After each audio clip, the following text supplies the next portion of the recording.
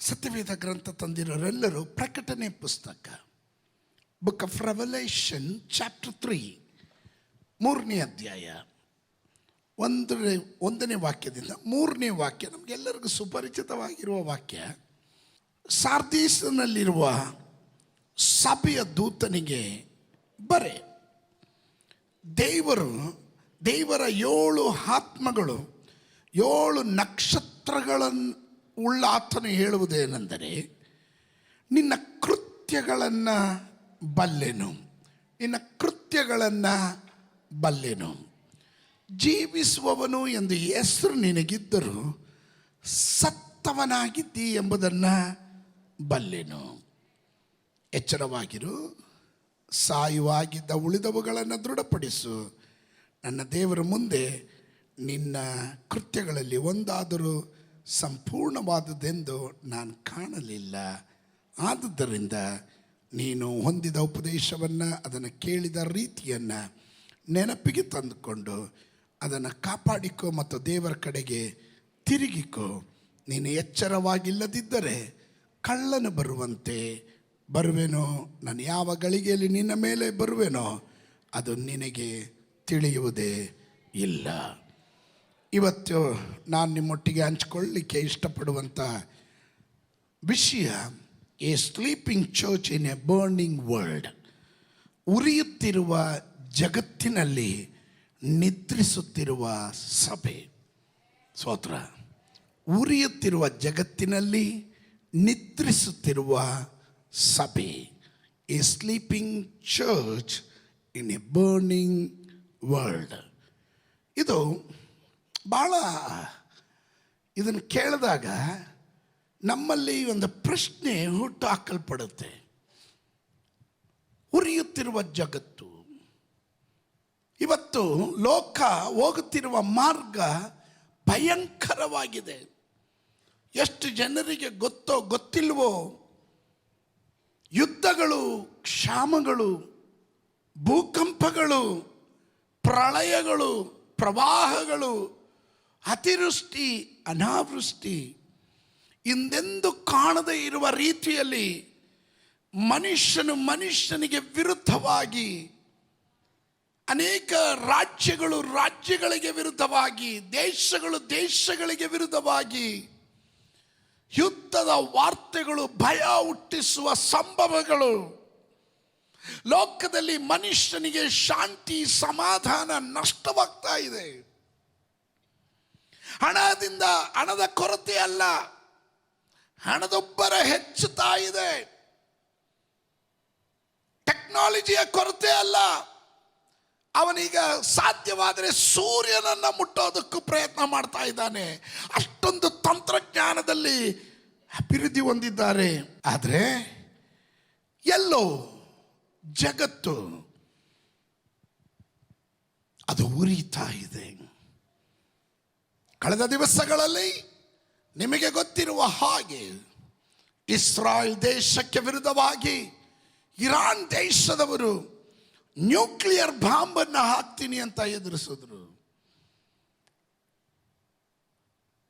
ವರ್ಷಗಳ ಹಿಂದೆ ಜಪಾನ್ ದೇಶದಲ್ಲಿ ಹಿರೋಶಿಮಾ ನಾಗಾಸಾಕಿಯಲ್ಲಿ ಹಾಕಿದಂಥ ಬಾಂಬಿನ ಪ್ರಯುಕ್ತ ಅನೇಕ ಲಕ್ಷಾಂತರ ಮಂದಿ, 2ನೇ ಮಹಾಯುದ್ಧದಲ್ಲಿ ಸಂಭವಿಸಿದಂಥ ಆ ದುರ್ಘಟನೆ ಮರುಕಳಿಸಬಾರದು ಎಂದು ಶಾಂತಿ ಒಪ್ಪಂದಗಳನ್ನೆಲ್ಲ ಮಾಡಿಕೊಂಡಿದ್ರು. ಇವತ್ತು ಅಮೇರಿಕವಾಗ್ಬೋದು, ರಷ್ಯಾ ಆಗ್ಬೋದು, ಪಾಕಿಸ್ತಾನ ಆಗ್ಬೋದು, ಇಂಡಿಯಾ ಆಗ್ಬೋದು, ಇರಾನ್ ಆಗ್ಬೋದು, ಎಲ್ಲ ನ್ಯೂಕ್ಲಿಯರ್ನ ವೆಪನ್ಗಳನ್ನು ಇಟ್ಟು ಇದನ್ನು ಬೆಂಕಿಗೆ ಆಹುತಿ ಮಾಡೋದಕ್ಕೆ ರೆಡಿ ಆಗ್ತಾ ಇದ್ದಾರೆ. ಎಷ್ಟು ಕಟು ಸತ್ಯ ಅಲ್ಲವೇ? ನೋಹನ ಕಾಲದಲ್ಲಿ ಪ್ರವಾಹದ ಮೂಲಕ ಈ ಲೋಕವನ್ನು ನಾಶ ಮಾಡಿದ ದೇವರು ಅದನ್ನು ಕಂಡು ಮನ ಕರಗಿ ಅವನು ಹೇಳಿದನು, ಮುಂದೊಂದು ದಿನ ನಾನು ಇದನ್ನು ಅವಿದ್ಯತ್ವದಲ್ಲಿರುವ ದುಷ್ಟ ಜನರನ್ನ ಈ ರೀತಿ ಅಲ್ಲ, ಅವರನ್ನ ಬೆಂಕಿಯಿಂದ ನಾಶ ಮಾಡ್ತೇನೆ. ಅಲ್ಲಲ್ಲಿ ಅವರು ಸುಟ್ಟು ಹೋಗುವ ಹಾಗೆ ಮಾಡ್ತೇನೆ. ಕಾರಣ ಏನು? ಅಲ್ಲಲ್ಲಿ ಅದೋ ದೇವರ ಕೋಪ, ಅದರ ಕೋಪ ಬಂದಾಗ ಉರಿತಾ ಇರುತ್ತೆ. ಇವತ್ತು ಜಗತ್ತು ದೇವರ ಶಬ್ದಕ್ಕೆ ಕಿವಿಗೊಡದಂತೆ ಯುದ್ಧಗಳು, ಕ್ಷಾಮಗಳು, ಭೂಕಂಪಗಳು, ಬರ, ಮನುಷ್ಯನಿಗೆ ವಿರುದ್ಧವಾಗಿ ಎದ್ದೇಳುವಾಗ ದೇವ ಜನರೇ, ಸಭೆ, ನೀನು ಎಚ್ಚರಗೊಳ್ಳುವ ಸಮಯ ಇದು. ಇದರ ಅರ್ಥ ಕರ್ತನ ಬರೋಣವು ಸಮೀಪವಾಗಿದೆ. ಹಲ್ಲೆಲೂಯಾ. ನೀವು ನನ್ನ ಜೊತೆ ಇದ್ರೆ ಗಟ್ಟಿಯಾಗೋದು ಆಮೇಲೆ ಹೇಳ್ರಿ. ಹಲ್ಲೆಲೂಯಾ. ನಾವು ಓದಿದಂಥ ವಾಕ್ಯದಲ್ಲಿ ಈ ಪ್ರಕಟಣೆ ಪುಸ್ತಕ ಅನ್ನೋದು ಅಪೊಸ್ತಲನಾದಂಥ ಯೋಹಾನನ ಪ್ರಕಟಣೆ ಅಲ್ಲ, ಇದು ಕ್ರಿಸ್ತನ ಪ್ರಕಟಣೆ, ಯೇಸು ಕ್ರಿಸ್ತನ ಪ್ರಕಟಣೆ. ಸತ್ಯವೇದ ಗ್ರಂಥ ಹೇಳುತ್ತೆ, ನೀರೋ ಕೈಸರ್ ಸತ್ತದ್ದು AD 80ರಲ್ಲಿ. 14 ವರ್ಷಗಳ ನಂತರ ಪತ್ಮೋಸ್ ದ್ವೀಪಕ್ಕೆ ಅಪೊಸ್ತಲನಾದಂಥ ಯೋಹಾನನನ್ನ ಗಡೀಪಾರು ಮಾಡ್ತಾ ಇದ್ದಾರೆ. ಅದು AD 94ರಲ್ಲಿ ಡೊಮಿಷಿಯನ್ ಚಕ್ರವರ್ತಿಯ ಕಾಲಘಟ್ಟಗಳಲ್ಲಿ. ಪತ್ಮೋಸ್ ಎನ್ನುವುದು ಒಂದು ರಾಕಿ ಐಲ್ಯಾಂಡ್, ಅದೊಂದು ದ್ವೀಪ ಪ್ರದೇಶ. 8 ಮೈಲಿ ಉದ್ದ, 4 ಮೈಲಿ ಅಗಲ ಇರುವಂಥ ನಿರ್ಜನ ಪ್ರದೇಶ. ಕಠಿಣವಾದ ಶಿಕ್ಷೆಗೆ ಅರ್ಹರಾಗಿರುವ ವ್ಯಕ್ತಿಗಳನ್ನು ತೆಗೆದುಕೊಂಡು ಹೋಗಿ ಅಲ್ಲಿ ಬಿಟ್ಟು ಬಿಡ್ತಾರೆ. ಕಾಲಕ್ರಮೇಣ ಆಹಾರ ಇಲ್ಲದೆ, ನೀರಿಲ್ಲದೆ ಬಳಲಿ ಅವರು ಸತ್ತು ಬೀಳ್ತಾರೆ. ಸತ್ತು ಬಿದ್ದಾಗ ಅಲ್ಲಿರುವಂಥ ಆಕಾಶದಲ್ಲಿ ಹಾರಾಡುವ ಮೃಗ ಪಕ್ಷಿಗಳು, ಹದ್ದುಗಳು, ರಣಹದ್ದುಗಳು ಅವರ ಮಾಂಸಗಳನ್ನು ತಿಂದು ಅಟ್ಟಹಾಸದಿಂದ ಮರೆಯುವಂಥ ಭಯಂಕರವಾದಂಥ ನಿರ್ಜನ ಪ್ರದೇಶವಾಗಿರುವ ಪತ್ಮೋಸ್ ದ್ವೀಪದಲ್ಲಿ ಈಗ ಅಪೊಸ್ತಲನಾದಂಥ ಯೋಹಾನನನ್ನ ಗಡೀಪಾರು ಮಾಡ್ತಾರೆ. ಏನು ಅಪರಾಧ ಮಾಡಿದನೋ? ಕಳ್ಳತನ ಮಾಡಿದನೋ? ಇಲ್ಲ ಸುಳ್ಳು ಹೇಳಿದನೋ? ವಂಚಿಸಿದನೋ? ಅಥವಾ ಯಾರಿಗಾದರೂ ಟೋಪಿ ಹಾಕಿ ಸಿಕ್ಕಾಕೊಂಡ್ರು? ಇದು ಯಾವುದೂ ಇಲ್ಲ. ಅವನ ಭಾಷೆಯಲ್ಲಿ ಹೇಳೋದಾದರೆ, ದೇವರ ವಾಕ್ಯದ ನಿಮಿತ್ತ, ಕ್ರಿಸ್ತ ಯೇಸುವಿನ ಸಾಕ್ಷಿಯ ನಿಮಿತ್ತ ನಾನು ಪತ್ಮೋಸಿನಲ್ಲಾಗಿದ್ದೇನೆ. ಹಲ್ಲೆಲೂಯಾ. ಆರಾಧನೆ ಮಾಡೋದಕ್ಕೆ ಸ್ವಾತಂತ್ರ್ಯ ಇಲ್ಲ, ಅಲ್ಲೊಂದು ಕ್ವಯರ್ ಇಲ್ಲ, ಅಲ್ಲಿ ಯಾವುದೇ ವಿಧದ ವಾದ್ಯ ಉಪಕರಣಗಳಿಲ್ಲ, ಹಾಡುವುದಕ್ಕೆ ಜೊತೆಯಾಗಿ ಹಾಡುವುದಕ್ಕೆ ಒಬ್ಬರಿಲ್ಲ, ತನ್ನ ಕುಟುಂಬ ಇಲ್ಲ, ಸ್ನೇಹಿತರಿಲ್ಲ, ಬಂಧುಗಳಿಲ್ಲ, ಮಿತ್ರರಿಲ್ಲ. ನಿರ್ಜನ ಪ್ರದೇಶದಲ್ಲಿ ಏಕಾಂತವಾಗಿರುವಾಗ ಅಲ್ಲಿ ದೇವರ ವಾಕ್ಯ ಹೇಳುತ್ತದೆ, ಅವನು ದೇವರ ಆತ್ಮ ಪರವಶನಾದನು. ನನಗೆ ಸಂತೋಷ ಇರೋದು ಅಲ್ಲೇ ಕಣ್ರಿ. Hallelujah, hallelujah. ಯಾರು ಇಲ್ಲದಿದ್ದರು, ಏಕಾಂತದಲ್ಲಿ ಇದ್ದರು, ಎಲ್ಲರೂ ಕೈ ಬಿಟ್ಟರು. ನಿನ್ನ ಆರಾಧನೆಯಲ್ಲಿ ಒಳಿದು ಬರುವ ಒಬ್ಬ ದೇವರಿದ್ದಾನೆ ಎಂದು ನಂಬುವವರು ಯಾರಾದರೂ ಇದರ ಒಳಗಡೆ ಇದ್ರೆ ಗಟ್ಟಿಯಾಗೋದು ಆಮೇಲೆ ಹೇಳ್ರಿ. ಅವನ ಆತ್ಮ ಪರವಶನಾದನು. He was in the spirit. ಆತ್ಮ ಪರವಶನಾದನು. ನಮಗೇನಾದರೂ ಆ ಸೀನ್ ಬಂದಿದ್ರೆ 1 ನಿಮಿಷ ಯೋಚನೆ ಮಾಡ್ರಿ. ನಿಮಗೇನಾದರೂ ಅಂಥ ಪರಿಸ್ಥಿತಿ ಬಂದಿದ್ರೆ ನೀವು ಎಲ್ಲರೂ ಬೈತಿದ್ರಿ. ಫಸ್ಟ್ ಬೈಯೋದೆ ರವಿಮಣಿ ಪಾಸ್ಟರ್ನ. ಯಾಕಂದರೆ ಇವರೇ ನನಗೆ ಉಪದೇಶ ಮಾಡಿ ಹಿಂಗೆಲ್ಲ ಕಳಿಸಿದ್ರು. ಆದರೆ ನೋಡು ಇವತ್ತೇನಾಯಿತು, ದೇವ್ರಿಗೋಸ್ಕರ ನಿಂತಿದ್ರಿಂದ ಸಭೆಯವ್ರು ಯಾರಾದರೂ ಇದ್ದಾರ? ಆ ಪಾಸ್ಟ್ರು ಎಲ್ಲೋದ್ರು ಅಂತ ಅಡ್ರೆಸ್ಗೆ ಇಲ್ಲ. ಸೋತ್ರ ಆಮೇಲೆ ದೇವ್ರನ್ನ ಬೈತಾರೆ, ದೇವ್ರ ರಾಜ್ಯವನ್ನು ಬೈತಾರೆ, ದೇವ್ರದ ದೂತರನ್ನ ಬೈತಾರೆ.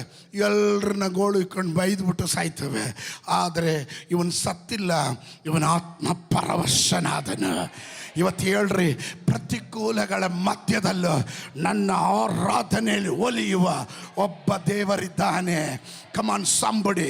ನಾನು ಇಕ್ಕಟ್ಟಿನಲ್ಲಿ ಹಾದು ಹೋಗುವಾಗ ಅವನು ನನಗೆ ವಿಶೇಷ ಸಹಾಯಕನಾಗಿ ಇಳಿದು ಬರುವಂತನಾಗಿದ್ದಾನೆ. ಅವನು ಒಬ್ಬಂಟಿಗರನ್ನು ಕೈ ಬಿಡುವ ದೇವರಲ್ಲ, ಅನಾಥರನ್ನ ವಿಧವೆಯರನ್ನ ಅವನು ಪರಂಬರಿಸುವ ದೇವರು. ನಿನ್ನನ್ನು ನಿನ್ನ ಕುಟುಂಬವನ್ನು ಅವನು ಇಲ್ಲಿವರೆಗೂ ನಡೆಸಿರೋದಾದರೆ ಕಡೆಯವರೆಗೂ ನಡೆಸೋದಿಕ್ಕೆ ಅವನು ಶಕ್ತನಾದ ದೇವರು ಎಂದು ಯಾರಾದರೂ ಇದರ ಒಳಗಡೆ ನಂಬುವವರು ಇರೋದಾದರೆ ಆ ದೇವರಿಗೆ ಯಾವ ರೀತಿಯಲ್ಲಿ ಮಹಿಮೆ ಕೊಡಲಿಕ್ಕೆ ಸಾಧ್ಯವೋ. ಹಲ್ಲೆಲೂಯಾ. ನಾಶನದ ಗುಂಡಿಯಿಂದ ನಿಮ್ಮನ್ನು ಮೇಲಕ್ಕೆ ಎತ್ತಿದನು, ಬೇಟೆಗಾರನ ಬಲೆಯಿಂದ ನಿಮ್ಮನ್ನು ತಪ್ಪಿಸಿದನು. ಹಲ್ಲೆಲೂಯಾ. ಅಗ್ನಿ ಬಾಣಗಳಿಂದ ಅವನು ನಿಮ್ಮನ್ನು ತಪ್ಪಿಸಿದನು. ನಿನಗೆ ವಿರುದ್ಧವಾಗಿ ಸಂಕಲ್ಪಿಸಿದ ಯಾವ ಆಯುಧವ, ಅದು ಮಂತ್ರವಾದವಾಗಬಹುದು, ಯಜ್ಞವಾಗಬಹುದು, ಹೋಮವಾಗಬಹುದು, ನಿನಗೆ ವಿರುದ್ಧವಾಗಿ ಮಾಡಿದ ಹರಿಕೆಗಳಾಗಬಹುದು, ಯಾವುದು ಫಲಿಸದಂತೆ ಕಾಪಾಡಿದ ದೇವರು, ನಿನ್ನನ್ನು ಅಂಗೈಯಲ್ಲಿ ಚಿತ್ರಿಸಿಕೊಂಡ ದೇವರು, ಕಣ್ಣಿನ ಗುಡ್ಡೆಯಾಗಿ ಪರಿಪಾಲನೆ ಮಾಡಿದ ದೇವರು, ಹಗಲೊತ್ತಿನಲ್ಲಿ ಸೂರ್ಯನಿಂದಲೂ ರಾತ್ರಿ ಹೊತ್ತಿನಲ್ಲೂ ಚಂದ್ರನಿಂದಲೂ ಯಾವ ಕೇಡು ನಿನಗೆ ಸಂಭವಿಸದಂತೆ ನಿನ್ನನ್ನು ಕಾಪಾಡಿದ ದೇವರು, ರೋಗ ರುಜಿನಗಳಿಂದ ತಪ್ಪಿಸಿದ ದೇವರು, ಪರಿಪಾಲನೆ ಮಾಡಿದ ದೇವರು, ಅನ್ನ ವಸ್ತ್ರಗಳನ್ನು ನೀಡಿದ ದೇವರು. ಕಮಾನ್ ಸಂಬಡಿ. ನೀಡಿದ ದೇವರು, ಇಲ್ಲಿವರೆಗೂ ನಡೆಸಿದ ದೇವರು, ಕಡೆಯವರೆಗೂ ನಡೆಸೋದಿಕ್ಕೆ ಅವನು ಶಕ್ತನಾಗಿದ್ದಾನೆ.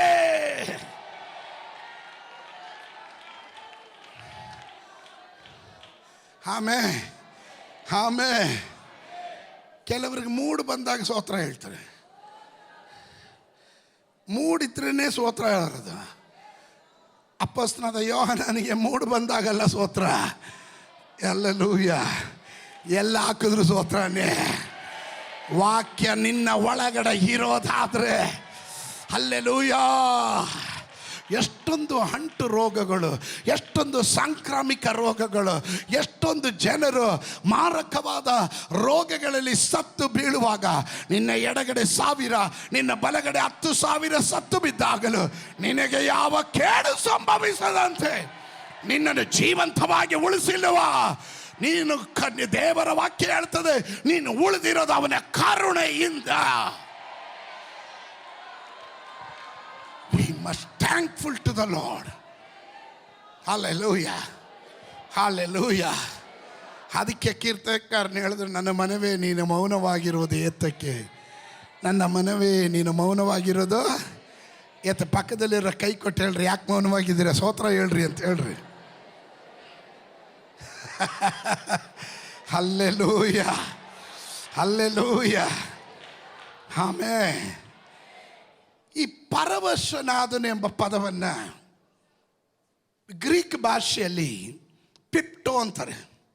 ಪಿಪ್ಟೋ ಮೀನ್ಸ್ ಟು ಫಾಲ್. ಅಡ್ಡ ಬೀಳು. ಅಡ್ಡ ಬೀಳು ಎನ್ನುವುದು ನಮಸ್ಕರಿಸು. The spirit, falling in the spirit. ಆತ್ಮ ಪರವಶನಾಗಿ.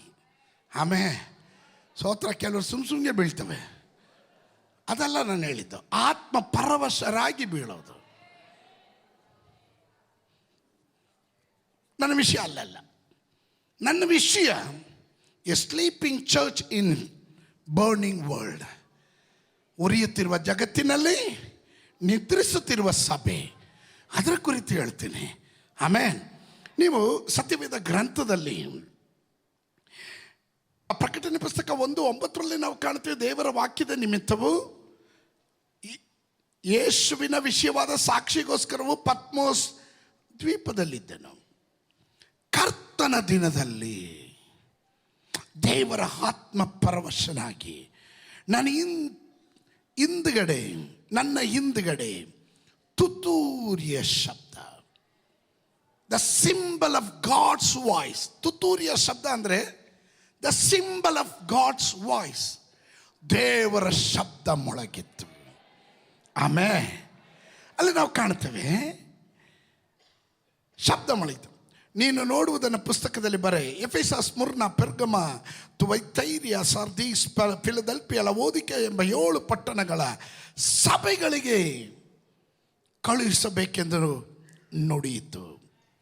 ಸಭೆ, ನೀವು ನೋಡ್ರಿ, ಓದ್ತಾ ಬಂದರೆ ಅದರ 1ನೇ ಅಧ್ಯಾಯದ ಕಡೆ ವಾಕ್ಯವನ್ನು ಓದಿದ್ರೆ ಅಲ್ಲಿ ನಾವು ಕಾಣ್ತೇವೆ, 7 ಚಿನ್ನದ ದೀಪಸ್ತಂಭಗಳ ಗೂಢಾರ್ಥವನ್ನು ವಿವರಿಸುತ್ತೇನೆ. 7 ನಕ್ಷತ್ರಗಳನ್ನು ಕೈಯಲ್ಲಿ ಹಿಡಿದು 7 ದೀಪಸ್ತಂಭಗಳ ನಡುವೆ ಸುತ್ತಾ ಇದ್ದಾನೆ. 7 ದೀಪಸ್ತಂಭಗಳು ಅಂದಾಗ 7 ಸಭೆಗಳು: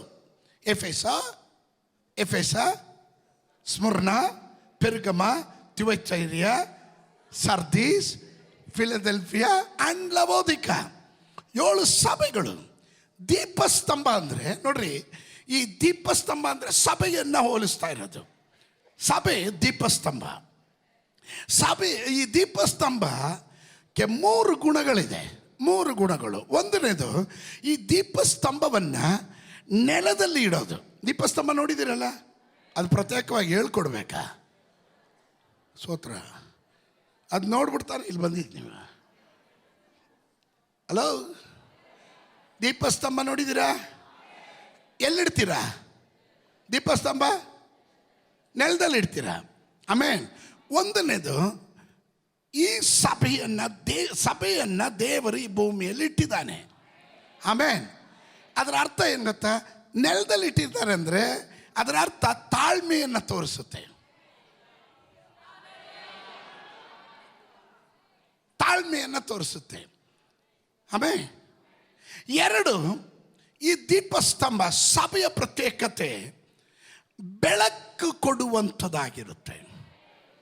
ಒಂದು ಪಟ್ಟಣದಲ್ಲಿ, ಒಂದು ಗ್ರಾಮದಲ್ಲಿ ಎಲ್ಲಿ ದೈವ ಸಭೆ ಇದೆಯೋ ಅಲ್ಲಿ ಜನರ ಕಣ್ಣು ತೆರೆದಿರುತ್ತೆ.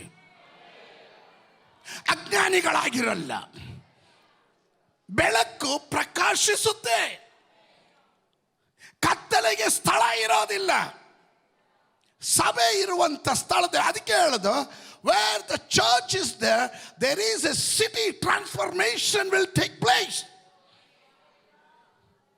ನಿಮಗೆ ಗೊತ್ತಿದೆ, ಈ ಸಭೆ ಇಲ್ಲಿ ಕಟ್ಟೋದಕ್ಕೆ ಮುಂಚೆ ನಿರ್ಜನ ಪ್ರದೇಶವಾಗಿತ್ತು. ಇವತ್ತು ನೋಡ್ರಿ, ಇಲ್ಲಿ ಎಷ್ಟೊಂದು ಅಭಿವೃದ್ಧಿ, ಎಷ್ಟೊಂದು ವ್ಯತ್ಯಾಸ. ಸಭೆ ಬಂದ ನಂತರ ಏನೆಲ್ಲ ಕಾರ್ಯಗಳು ನಡೀತು.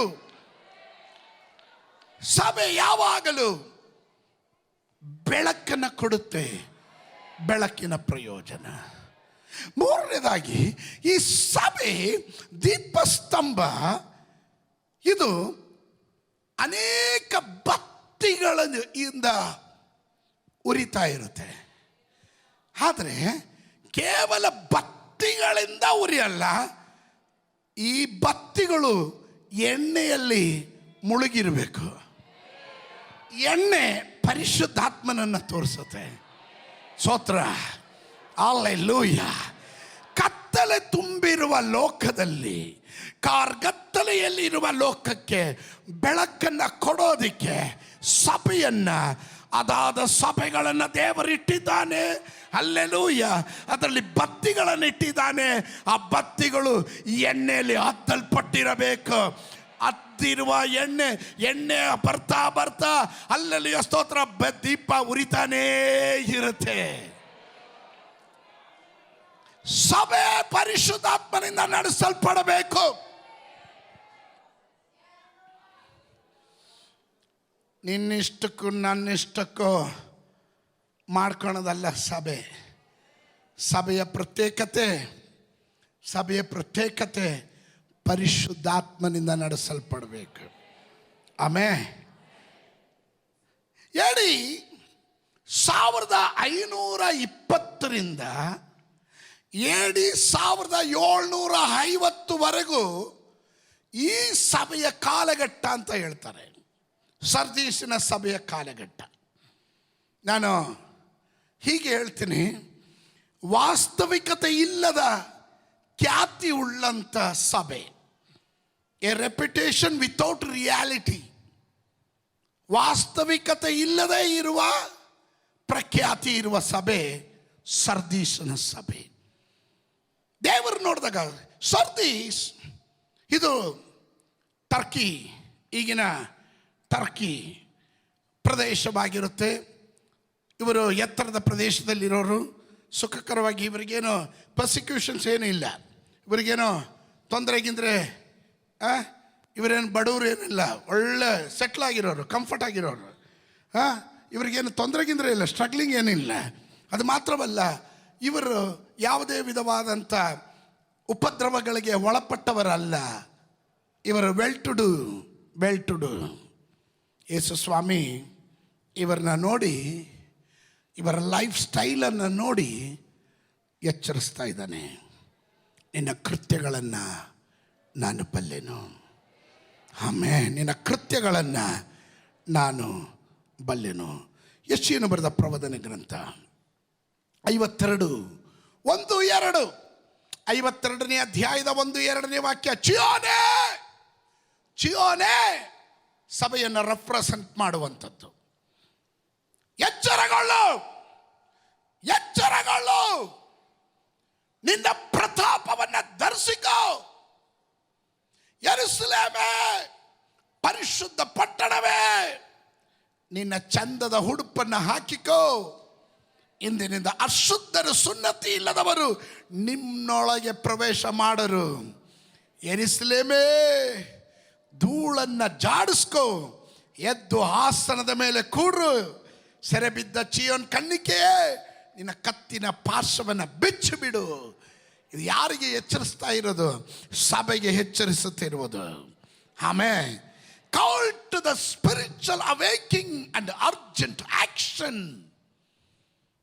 ಆತ್ಮಿಕವಾದಂಥ ಎಚ್ಚರಿಕೆ, ಅದರ ಮೇಲಿರುವಂಥ ತಕ್ಷಣವಾಗಿ ತೆಗೆದುಕೊಳ್ಳಬೇಕಾದಂಥ ನಿರ್ಧಾರಗಳು.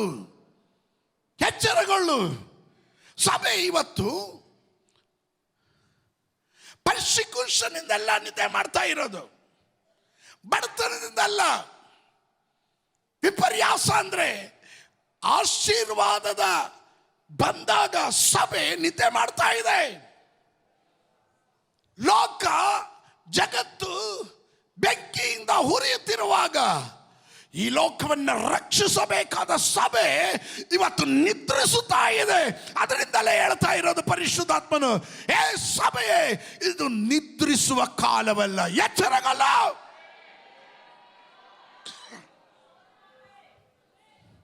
ಎಚ್ಚರಗೊಳ್ಳು. ಸಭೆ, ಎಕ್ಲೀಶಿಯಾ, ಗ್ರೀಕ್ ಪದ ಎಕ್ಲೀಶಿಯಾ, ಒಂದು ಪ್ರತ್ಯೇಕ ಉದ್ದೇಶಕ್ಕಾಗಿ ಕರೆದು ಬೇರ್ಪಡಿಸಲ್ಪಟ್ಟ ಗುಂಪಿನವರು. ಇವರು ಅನ್ಯರ ಸಂಗಡ ಎಣಿಕೆಗೆ ಬರದವರು. ಇವರು ಸ್ವಕೀಯ ಜನರು. ಇವರನ್ನ ದೇವರು ಬೇರ್ಪಡಿಸಿದವರು. ಲೋಕದ ಪಾಲಿಗೆ ಸತ್ತು ಕ್ರಿಸ್ತನಿಗಾಗಿ ಜೀವಿಸುವವರು. ಕಳಂಕ, ಸುಕ್ಕು, ಲಯ ಇಲ್ಲದೆ ಇರುವ ಶುದ್ಧ ಕನ್ನಿಕೆಯ ಪಾದಿಯಲ್ಲಿ ದೇವರು ಇವರನ್ನ ಸ್ವರಕ್ತದಿಂದ ಸಂಪಾದನೆ ಮಾಡಿಕೊಂಡಿದ್ದಾನೆ.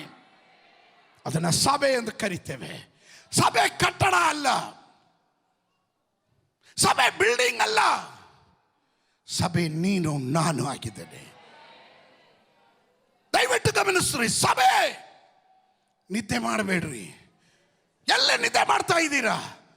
ಐಶ್ವರ್ಯದಲ್ಲಿ, ಹಣದಲ್ಲಿ, ಸುಖದ ಸುಪ್ಪತ್ತಿಗೆಯಲ್ಲಿ, ಸಮೃದ್ಧಿಯ ಜೀವಿತದಲ್ಲಿ ಎಲ್ಲ ಕಾರ್ಯಗಳು ನಡೀತಾ ಇದೆ ಅಂದರೆ ಕೆಲವರಿಗೆ ಪ್ರಾರ್ಥನೆ ಬೇಡ, ಆರಾಧನೆ ಬೇಡ, ನಶಿಸಿ ಹೋಗುವ ಆತ್ಮಗಳ ಕುರಿತಾದ ಚಿಂತೆ ಇಲ್ಲ, ಎಡಗೈಗೂ ಬಲಗೈಗೂ ವ್ಯತ್ಯಾಸ ಗೊತ್ತಿಲ್ಲದೆ ಅನೇಕರು ನರಕಕ್ಕೆ ಹೋಗ್ತಾ ಇರುವಾಗ ಈ ಕ್ರಿಸ್ಮಸ್ ಸೀಸನ್ನಲ್ಲಿ ನಾನು ನಿಮ್ಮನ್ನು ಎಚ್ಚರಿಸ್ತಾ ಇದ್ದೇನೆ.